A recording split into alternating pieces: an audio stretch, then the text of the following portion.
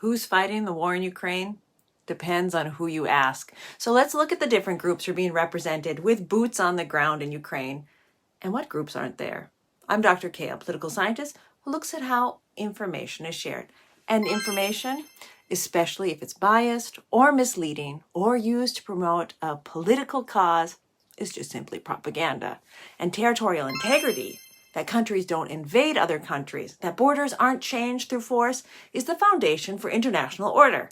Having soldiers or combatants fight against you is one of the ways to justify military action, like invading Ukraine. That's why discussions of who's really fighting the war there have been part of Russia's actions towards and in Ukraine since even before the invasion in 2022 or 2014. Back in September 2022, Russia's President Vladimir Putin, in a national address, said that foreign mercenaries, nationalists, and military units trained by NATO and under the command of Western advisors were who his troops were really fighting in Ukraine. It's a well-known fact that there are foreign fighters in Ukraine as volunteers. However, claims made that NATO troops are on the ground in Ukraine have been proven false. Yes, Western countries have been training Ukrainian state officials for years. Canada has a strong focus on law enforcement. The US had military trainers there. And external consultants were being hired to advise on reform for Ukraine's military. Check out some of the interviews I do with Glenn Grant about that. Since long before the 2022 invasion, the US president said that there would be no US troops on the ground. In 2021, Biden said that instead, his administration would work to reinforce American military presence in NATO countries, and NATO troops will not be deployed in a non-NATO country. The one for all for one vibe of NATO Article 5 won't allow that. And let's just say it's lucky for NATO that it hasn't been updated to include hybrid war attacks. Who is in Ukraine? Probably military experts who want to observe how new weapons, especially drones, are being used. And they're all hoping to God that neither side decides to let loose AI drones. Tank manufacturers will get to do side-by-side comparisons soon with German-made Leopards, American Abrams, UK Challengers, and French tank killers, and a lot of Soviet-made T models, except for that one T-34 that was in Moscow on May 9th.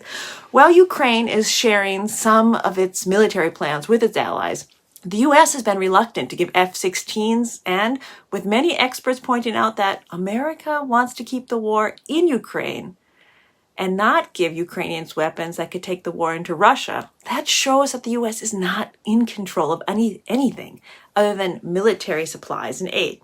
Since 2022, there were reports of a pro-Ukrainian Belarusian and Russian brigades. Both groups have thought to have played a role in cross-border sabotage in both of their countries, actions that Kyiv consistently claims to have no ties to. Then you have the Chechens, one of the few groups with fighters on both sides. Russia has used troops from this ethnic group to execute deserters and do some dirty work on the battlefield. Most of the Russian servicemen sitting on and atop the 34 armed personnel carriers that rolled into Bucha on February 27th were ethnic Chechens, according to Ukrainian military leaders and government officials. These not-so-elite troops were most likely used as grunt force. It's always easier for a Chechen to be killed in a war than an ethnic Russian.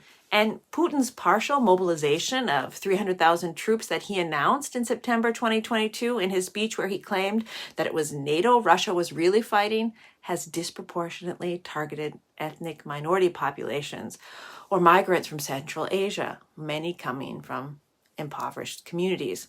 The Chechens fighting alongside Ukrainian troops include Russian President Vladimir Putin's oldest and fiercest enemies, veterans of the war in their homeland, and separatists who are wanted by Moscow.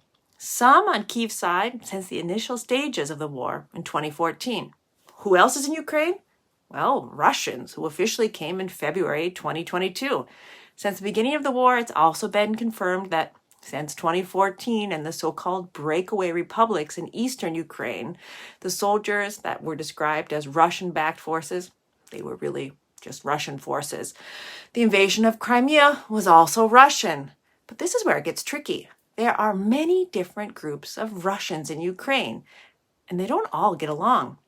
You have the PMCs, the private military groups like Wagner, who have a very different structure than Russian soldiers. You have trained soldiers, and you have the new conscripts, many who lack training and have huge cultural differences amongst them.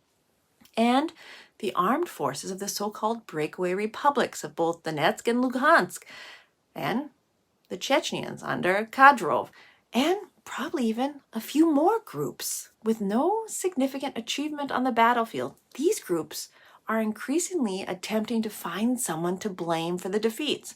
One intelligence report says groups are shifting the responsibility for their own tactical miscalculations and losses onto each other.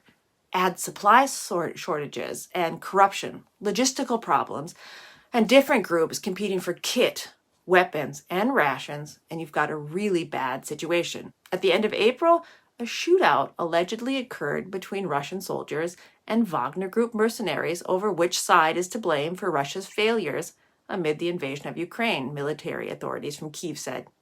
Of course, this report was not confirmed by the Russian government, but tensions between the military and the Wagner mercenary group have been out in the open for months. Feel better informed? Make sure you subscribe to me and check the links in the description of this video for recent articles that talk about some of the things I summarized here.